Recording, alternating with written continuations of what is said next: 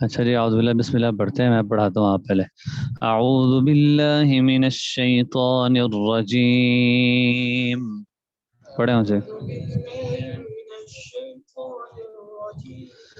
بسم اللہ الرحمن الرحیم۔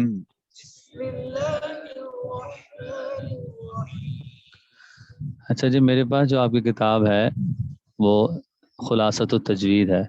جو پہلے استاد تھے، کچھ مصروفیت تھی تو انہوں نے بنیادی طور پہ تجوید کی ضرورت اور اہمیت آپ کے سامنے رکھی اختصاراً، تو کچھ تفصیل کے ساتھ دوبارہ اس کو پڑھ لیتے ہیں کہ تجوید کی ضرورت اور اہمیت کیا ہے۔ سب سے پہلے بات یہ سمجھیے، یہ جو تجوید کا تعلق ہے یہ قرآن پاک سے ہے، اور قرآن پاک اللہ تعالیٰ کی وہ کتاب ہے کہ جس کو اللہ تعالیٰ نے جن و انس کی ہدایت کا ذریعہ بنایا ہے، کہ اگر کوئی آدمی ہدایت چاہتا ہے اور اگر کوئی کامیابی چاہتا ہے تو اس کو بتا دیا کہ وہ قرآن پاک کے ساتھ جڑ جائے تو وہ کامیاب ہو جائے گا۔ تو اس میں ہماری یہ جو کلاس ہے تجوید، یہ آوازیں آ رہی ہیں، اپنی کوشش کریں کہ جو سن رہے ہیں وہ میوٹ کر دیں اب۔ تو اس میں بنیادی طور پہ یہ بات ذہن میں رکھنا ضروری ہے کہ قرآن اس وقت تک صحیح نہیں پڑھا جا سکتا جب تک کہ اس کے مخارج اور اس کی صفات اور جو پروننسیشن ہے اس کی ادائیگی کا طریقہ ٹھیک نہ ہو جائے۔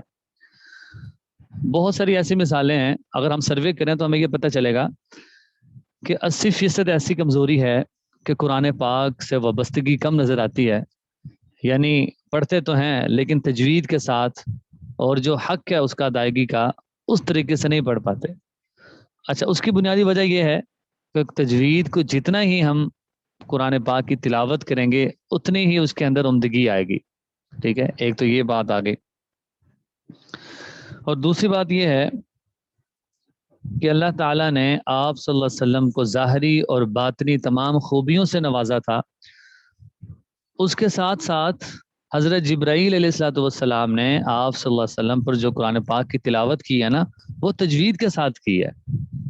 کوئی یہ نہ کہے کہ جی قرآن پاک تو سادہ پڑھ لینا بھی کافی ہے، ایسی بات نہیں ہے، بلکہ قرآن پاک کو تجوید کے ساتھ پڑھنا ضروری ہے، اس لیے کہ نازل بھی تجوید کے ساتھ ہوا، اور جب ہم پڑھیں گے اس کو تجوید کے ساتھ پھر ہی فائدہ ہوگا۔ بس اوقات آگے ہم جا کے یہ بات پڑھیں گے نا کہ اس سے کیا ہوتا ہے، نقصان کیا ہوتا ہے۔ اگر ہم تجوید کے ساتھ قرآن نہیں پڑھ رہے تو معنی میں تبدیلی آ جاتی ہے، اور جس کی وجہ سے بس اوقات نماز بھی فاسد ہو جاتی ہے۔ تو ایسی چیزوں کو اگر ہم ملوز خاطر رکھیں گے، تجوید کی بنیادی جو قواعد ہم یاد رکھیں گے، تو اس کا فائدہ یہ ہوگا کہ ہمارے سے غلطی نہیں ہوگی۔ یہاں تک کہ اگر ہم کسی کے پیچھے نماز پڑھ رہے ہیں نا، تو ہمیں نماز پڑھتے ہوئے بھی یہ احساس ہو رہا ہوگا کہ کوئی امام صاحب کوئی غلطی تو نہیں کر رہے، سب سے پہلے اس کی مجھے ضرورت ہے، اور اس کے بعد جب میں قرآن پاک پڑھ رہا ہوں یا پڑھ نہیں ہوں تو اس کی مجھے ضرورت ہے۔ وہ دکھائیں جس پر شیئر ہوا ہوا ہے، موبائل دکھائیں۔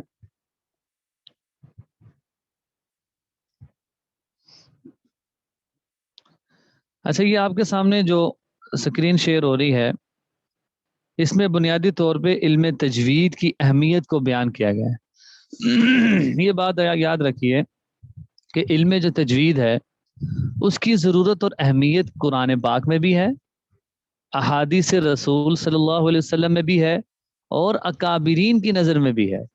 یہ تینوں چیزیں ہیں، یعنی کوئی یہ نہیں کہہ سکتا کہ قرآن کی ضرورت اور اہمیت صرف تجوید کی ضرورت اہمیت یا تو قرآن میں ہے یا صرف احادیث میں ہے، نہیں، بلکہ قرآن میں بھی ہے، احادیث میں بھی ہے، یہاں تک کہ بزرگوں کے اقوال میں بھی یہ بات واضح طور پہ ملتی ہے کہ اس کے بغیر گزارا نہیں ہے، اس لیے کہ یہ افضل کلام ہے۔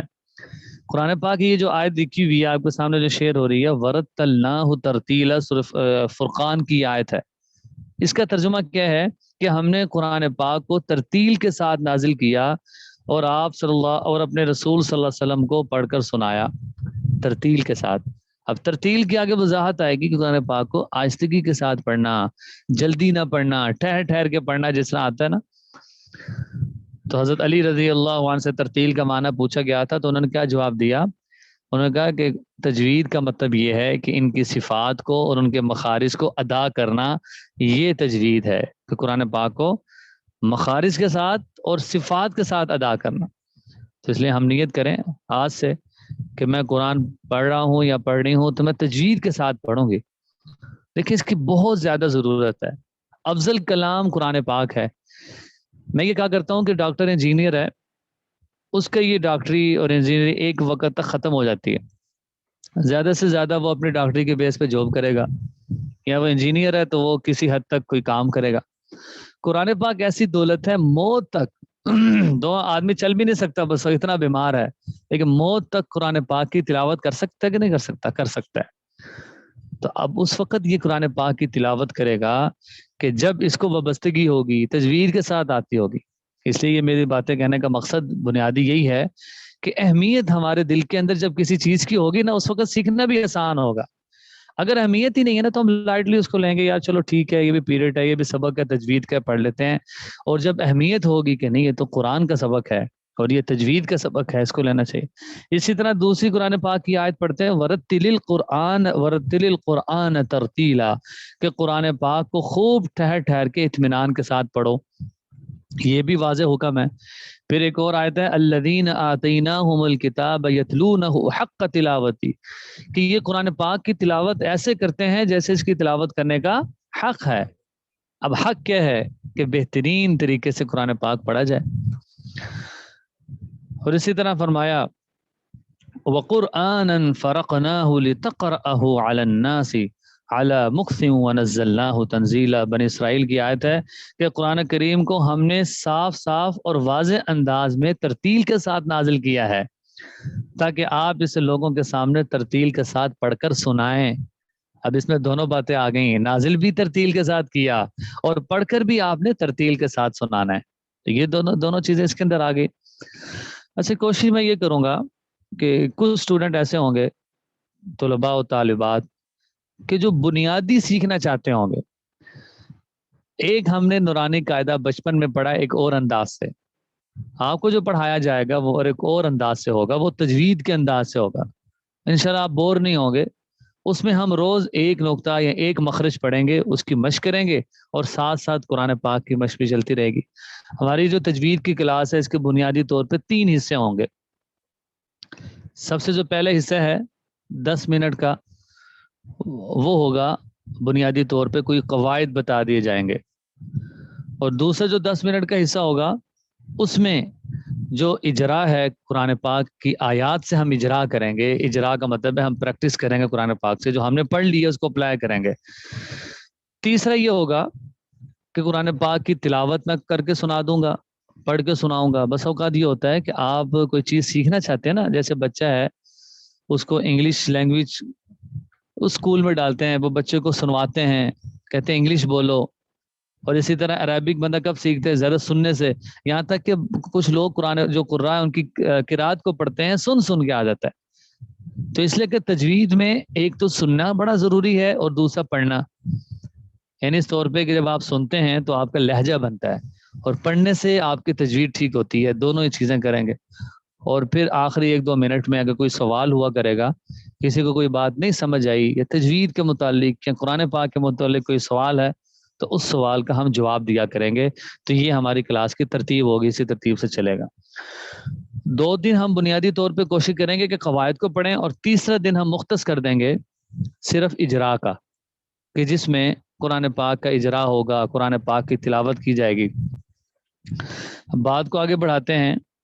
اسی طرح اگر ہم احادیث میں تجوید کی ضرورت اور اہمیت کی بات کریں تو فرمایا کہ ہوا تجوید الحروف ومعرفت الوقوف. اس کا مطلب کیا ہوتا ہے کہ حروف کو تجوید کے ساتھ ادا کرنا اور وقف میں ماہر ہونے کا نام ترتیل ہے. 2 باتیں آ گئیں, ایک تو ادائیگی اور دوسرا وقف. بس اوقات ہوتا ہے کہ میں نے قرآن پاک میں کہاں وقف کرنا ہے, کہاں نہیں کرنا, تو پہ کرنا ہے, لام پہ کرنا ہے, اور اگر درمیان میں میرا سانس ٹوٹ گیا تو میں نے کنٹینیو کیسے کرنا ہے. تو یہ ساری چیزیں ہمیں تجوید کے علم کے بعد آ سکتی ہیں, پہلے نہیں ان کا پتہ چل سکتا. اسی طرح جو سکرین شیئر ہو رہی ہے اس میں آپ دیکھ سکتے ہیں کہ جو ترتیل کی عظمت اور اہمیت اور اس کا جو وجوب ہے, یہ ضروری ہونا ثابت ہے. اس علم کی فضیلت کے لیے اتنے کافی ہے کہ اللہ جل شانہ نے ان آیتوں میں ترتیل کی نسبت اپنی طرف فرمائی ہے کہ میں نے اس کو ترتیل کے ساتھ نازل کیا ہے. اب جس چیز کی نسبت اللہ کی طرف ہو جائے کہ اللہ فرماتے ہیں میں نے اس کو ترتیل کے ساتھ نازل کیا ہے. یہ جو صفحہ نمبر بتا دے جی ان کو، پہلا صفحہ ہے یہ آپ کا نکلا ہوا ہے. اور اسی طرح دوسری بات یہ ہے کہ رسول اللہ صلی اللہ علیہ وسلم کی طرف اس کی نسبت کی گئی ہے. اب یاد رکھیے جس علم کی نسبت خود اللہ اپنی طرف کر لیں اور اس کے ساتھ ساتھ رسول اللہ صلی اللہ علیہ وسلم کی طرف کر لی جائے تو اس کی اہمیت اور بھی بڑھ جاتی ہے. اگر کوئی بیان کرے یا نہ کرے تو اس کی اہمیت اور بڑھ جاتی ہے. پھر اسی طرح حضرت علی رضی اللہ عنہ کے قول یہاں پر نقل کیا گیا ہے کہ ترتیل کے معنی ان سے پوچھے گئے تو انہوں نے یہ فرمایا ہوا تجوید الحروف و معرفت الوقوف، کہ ادائیگی اچھی کرنا اور وقف کی پہچان کرنا. تو یہ ساری چیزیں اس کے اندر آئی. پھر فرمایا وقرآن فرقناہ اور رتلناہ ترتیلا، میں ترتیل کی نسبت اپنی طرف کی ہے. تو یہ اللہ تعالیٰ کا عمدہ کلام ہے جس میں اللہ تعالیٰ نے قرآن پاک کی ضرورت اور قرآن پاک کی طرف توجہ دلائی ہے کہ یہ افضل کتاب ہے، اور افضل کتاب کا حق کیا ہے کہ اس کو بہترین پڑھا جائے، بہترین پڑھا جائے.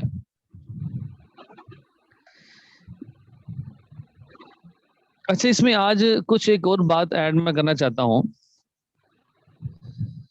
کہ تجوید کے لغوی معنی، لغوی معنی اس کے ہوتے ہیں کسی چیز کا عمدہ بنانا، کسی چیز کو عمدہ کرنا، خوبصورت کرنا. بس اوقات آتا نا کہ تجوید ہوتی کیا ہے، سوال ذہن میں بات آتی. تو تجوید کا لغوی معنی کسی چیز کو خوبصورت کرنا، چونکہ ہم قرآن پاک کو تجوید کے ذریعے سے اپنی آوازوں کے ذریعے خوبصورت کرتے ہیں. پھر اسی طرح اگر ہم آئمہ لغت کی روشنی میں بات کریں تو وہ کہتے ہیں کہ تجوید کہتے ہیں کہ کسی معاملے میں نرمی برتنا، عطا و بخشش میں کثرت کرنا. وہ ہے کہ وہ یہ کہتے ہیں کہ اللہ کا جو فرمان ہے اذ عرض علیہ بالعشی الصافرات الجیاد، کہ اس کے سامنے خوب سیدھے ہوئے تو اس سے یہ معلوم ہوا کہ نہایت نرمی عمدگی کے ساتھ پڑھنا یہ تجوید کی بنیادی ضرورت اور اہمیت ہے. اچھا آج ایک اور چیز میں ایڈ کرنا چاہوں گا آپ کے سامنے، اگرچہ وہ شیئر نہیں ہو رہی، میں کچھ اضافی باتیں بھی کر رہا ہوں کہ تجوید کی بھی اقسام ہوتی ہیں، کیونکہ آگے پھر ہمارا قواعد کا سلسلہ شروع ہو جائے گا، یہ پہلے ہی ہے کہ باتیں ہو جائیں. تجوید کی اقسام بنیادی طور پہ 3 طرح کے قرآن پاک پڑھے جاتے ہیں. سب سے پہلے کا نام ہے ترتیل. ترتیل کہتے ہیں کہ الفاظ کو آہستگی کے ساتھ ان کے مطلب میں غور و خوض کرتے ہوئے پڑھنا، اس کو ترتیل کہتے ہیں. کہ خوب قرآن، جیسے قاری عبد الباسط کی ہم نے کیسٹیں سنی ہوں گی، جو بڑے آرام سے مصری قاری جو پڑھتے ہیں بہت آرام سے قرآن پاک کی تلاوت کرتے ہیں، اس کو ہم کہتے ہیں کہ ترتیل کے ساتھ پڑھ رہے ہیں. دوسری چیز ہے حدر. حدر ہم کہتے ہیں کہ تھوڑا روانگی کے ساتھ پڑھنا، تھوڑا تیز پڑھنا. جس طرح حافظ تراویوں میں قرآن پاک کی تلاوت کر رہے ہوتے ہیں نا، ہم کہتے ہیں یہ حدر پڑھ رہا ہے، تھوڑا روانگی سے پڑھ رہا ہے، اتنا سلو بھی نہیں کر رہا کہ 11 بج جائیں.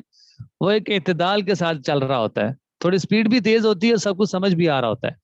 اب اس سے یہ بھی پتہ چل گیا کہ وہاں حدر کے ساتھ پڑھنا چاہیے، نہ کہ حدر سے بھی اگلا درجہ کہ جس سے کچھ سمجھ بھی نہ آئے. اسی طرح تیسری چیز ہوتی ہے تدویر. تدویر ہم عام طور پہ کہتے ہیں کہ جو امام صاحب نماز، فرض نمازوں میں جو قرات کرتے ہیں نا، اس کو تدویر کہتے ہیں. تدویر راستہ ہے حدر اور ترتیل کے درمیان کا، کہ نہ اتنا تیز پڑھ رہا ہے اور نہ بہت زیادہ سلو قاریوں کی طرح پڑھ رہا ہے، بلکہ اعتدال کے ساتھ پڑھ رہا ہے. اس کو ہم کیا کہیں گے؟ تدویر کہتے ہیں. تو یہ اقسام ہوتی ہیں تجوید کی.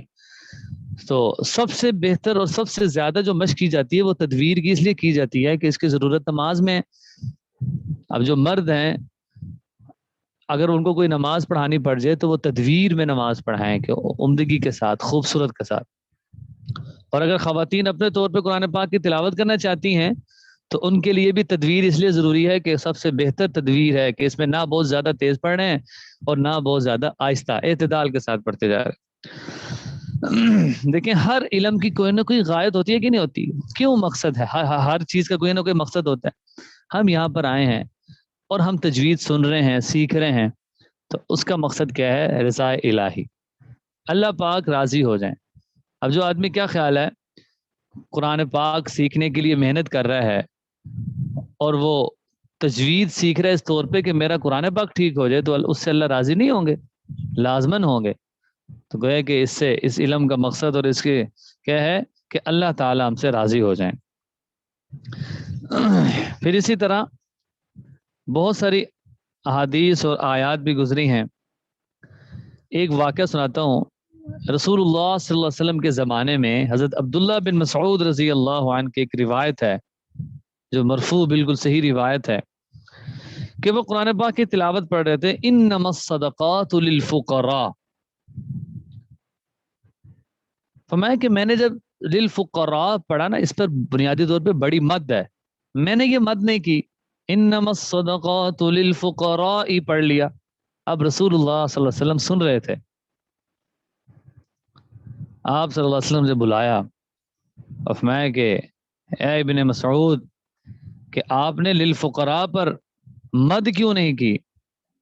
اس کا خلاصہ اختصاراً یہ ہے، پھر آپ صلی اللہ علیہ وسلم نے پڑھ کر سنایا اور پھر فرمایا کہ انما الصدقات للفقراء والمساکین والعاملین علیہا۔ فرمایا کہ اس پر آپ نے مد کرنی ہے۔ اب اس سے اندازہ اس بات کا لگایا جا سکتا ہے کہ آپ صلی اللہ علیہ وسلم بھی اس بات پر بڑی توجہ دیتے تھے کہ صحابہ جو قرآن پڑھیں وہ تجوید کے ساتھ پڑھیں، اس لیے کہ نازل تجوید کے ساتھ ہوا ہے۔ یہ بات اس میں آ گئی۔ پھر اسی طرح میں نے کہا تھا کہ اگر ہم اقوال کی بات کریں اکابرین کے، تو امام زجاج ایک امام ہیں، وہ کہتے ہیں کہ قرآن پاک کو پوری وضاحت کے ساتھ پڑھنا ضروری ہے، اس طور پہ کہ ہر ایک لفظ کی وضاحت ہو کہ آدمی سن رہا ہے وہ اس کا ترجمہ تک کر سکے، اس قدر ہم قرآن پاک خوبصورت اور آرام سے پڑھنے والے ہو جائیں۔ امام مبرد کہتے ہیں کہ اصل اس طرح ہے، انہوں نے ایک عجیب بات لکھی ہے کہ اصل دانتوں کا اس طرح الگ ہونا، ترتیل کا مطلب انہوں نے کہا ہے کہ الگ ہونا ہے کہ فاصلہ بہت زیادہ بھی نہ ہو اور بہت کم بھی نہ ہو، یعنی ان کا مقصد یہ تھا کہ بہت زیادہ تیز بھی نہ پڑھا جائے اور بہت زیادہ۔ اسی طرح شاہ عبدالعزیز رحمۃ اللہ علیہ کا نام سنا ہے، انہوں نے ورتل القرآن ترتیلا کے بارے میں یہ بات بتائی کہ اس کو لفظوں کو صاف یعنی تہجد کی نماز میں کھڑے ہو کر پڑھو اس طور پر کہ تم اللہ تعالیٰ سے باتیں کر رہے ہو۔ اب جب کوئی آدمی کسی سے بات کر رہا ہو نا تو اس کے ذہن میں یہ بات ہوتی ہے کہ یار میں اس کو اچھے طریقے سے اپنی بات سمجھا دوں، نہ یہ کہ بس بات کر کے ختم کر دو۔ تو کہہ رہے ہیں کہ جب قرآن پاک پڑھا جائے تو ذہن میں یہ ہو کہ میں اللہ سے باتیں کر رہا ہوں، اور جب یہ ذہن میں اس کے ہوگا نا کہ میں اللہ سے باتیں کر رہا ہوں تو اس وقت خود بخود یہ پھر قرآن پاک ٹھیک پڑے گا۔ اب جب ٹھیک پڑھا نہیں جائے گا اس کے لیے محنت کرے گا، تجوید سیکھے گا۔ اسی طرح مفتی شفیع عثمانی صاحب جنہوں نے معارف القرآن لکھی ہے تفسیر، انہوں نے ورتل القرآن کے حوالے سے بھی بڑی عجیب بات لکھی ہے۔ میں کہ ترتیل کے لغوی معنی سہولت اور استقامت کے ساتھ حروف کو منہ سے نکالنے کے ہیں۔ مطلب اس آیت کا یہ ہے کہ تلاوت قرآن میں جلدی نہ کرے بلکہ تسہیل کے ساتھ پڑھے، اور تسہیل کا معنی کیا ہوتا ہے؟ نہایت آرام سے پڑھے۔ یہ جو صفحہ آپ کے سامنے شیئر ہو رہا ہے، اب دوبارہ اس کی طرف ہم آ جاتے ہیں۔ نبی صلی اللہ علیہ وسلم کا ارشاد ہے، ان اللہ یحب ان یقرأ القرآن کما انزل، کہ اللہ تعالیٰ کو یہی پسند ہے کہ قرآن کریم جس طرح اتارا ہے اسی طرح پڑھا جائے، اور اتارا عربی میں ہے، اور اگر کوئی پنجابی میں پڑھ رہا ہو تو اس کو اس کی اجازت نہیں ہے۔ پنجابی میں پڑھنے سے مراد مجہول پڑھنا ہوتا ہے۔ تو پتہ یہ چلا کہ قرآن پاک کو خالص عربی میں پڑھنا چاہیے، اس لیے کہ اترا بھی عربی میں، اور لب و لہجہ بھی عربی ہونا چاہیے۔ بس اوقات کیا ہوتا ہے کہ ٹھیک ہے پانی پتی لہجہ بھی ٹھیک ہے، لیکن اس میں بندہ باؤنڈ ہو جاتا ہے اور کوئی لہجہ لگا نہیں سکتا۔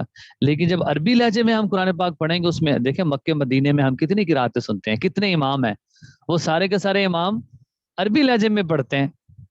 اب اگر کوئی کہتا ہے جی میں اپنا لہجہ بنانا چاہتا ہوں، تو اس کو یہ کہا جاتا ہے کہ آپ جو مکے مدینے کے جو امام ہیں، قراء ہیں، ان کی تلاوت سنا کریں، سننے سے آپ کا بھی لہجہ بن جائے گا۔ اکثر جو حافظ ہوتے ہیں وہ صرف قرآن پاک حفظ کرتے ہیں، وہ کبھی کبھی سدیش شریم کو سن لیتے ہیں، اس کا فائدہ کیا ہوتا ہے کہ ان کا لہجہ بھی ان جیسا بن جاتا ہے۔ پھر اسے فرمایا کہ ایک اور آپ صلی اللہ علیہ وسلم کا فرمان ہے، حسن القرآن باصواتکم فإن الصوت الحسن یزید القرآن حسنا، کہ قرآن مجید کو اچھی آواز میں پڑھو کیونکہ خوبصورت آواز سے قرآن کریم کے حسن میں اضافہ ہو جاتا ہے۔ ایک آدمی ہے جو مجہول پڑھ رہا ہے قل هو اللہ احد، اور ایک یہ پڑھ رہا ہے قل هو اللہ احد، دونوں میں کتنا فرق ہے؟ عربی لہجے سے اور تجوید میں بالکل فرق آ گیا.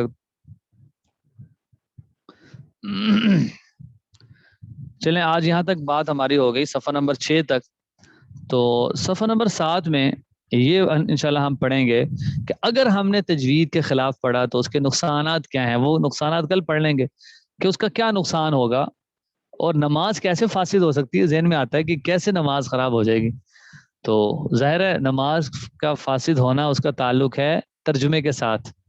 لفظ کی کمزوری یہ ذریعہ بن جائے گی ترجمے کی خرابی کا. تو اس لیے ہم نے ترجمے کو بھی خراب نہیں کرنا. تو اس کے لیے بنیادی طور پہ کیا ہوگا, الفاظ ٹھیک ہوں تو ترجمہ ساتھ ساتھ خود ہوگا. مسئلہ یہ ہے کہ ہم اجمی ہیں, عربی تو ہے نہیں. عربی جو ہوتا ہے ان کو اتنی محنت کرنے کی ضرورت نہیں پڑتی, ہمیں بنیاد سے محنت کرنے کی ضرورت پڑے گی. ٹھیک ہے, اور بھی کئی اکابرین کی رائے تھی لیکن اتنے کافی ہیں. تو اب ایک میں مختصر صورت کی تلاوت کروں گا. کل ہم یہ بھی پڑھ لیں گے کہ تجوید کے خلاف قرآن پاک پڑھنے کے نقصانات کیا ہیں اور غلطی کیا ہوتی ہے, قرآن میں غلطی کس کو کہتے ہیں. تو میں ایک مختصر ایک صورت کی تلاوت کرتا ہوں, اس کے بعد اگر کوئی آپ کا سوال ہو تجوید کے متعلق تو وہ آپ کر سکیں گے آخری 1 منٹ میں. اعوذ باللہ من الشیطان الرجیم, بسم اللہ الرحمن الرحیم. قل اعوذ برب الناس ملک الناس الہ الناس من شر الوسواس الخناس الذي يوسوس في صدور الناس من الجنة والناس. صدق اللہ العظیم. یہ جو صورت ہے اس کی پریکٹس بھی کر لیں گے. تو جب ہم باقاعدہ تجوید پڑھیں گے تو پھر انشاءاللہ ایک ایک صورت پڑھ کے نا اس کا اجرا بھی ہم کریں گے. تو اگر کوئی سوال کرنا چاہتا ہے 1 منٹ ہے, سوال کر سکتے ہیں, پھر اس کے بعد ہم اپنی کلاس کا اختتام کریں.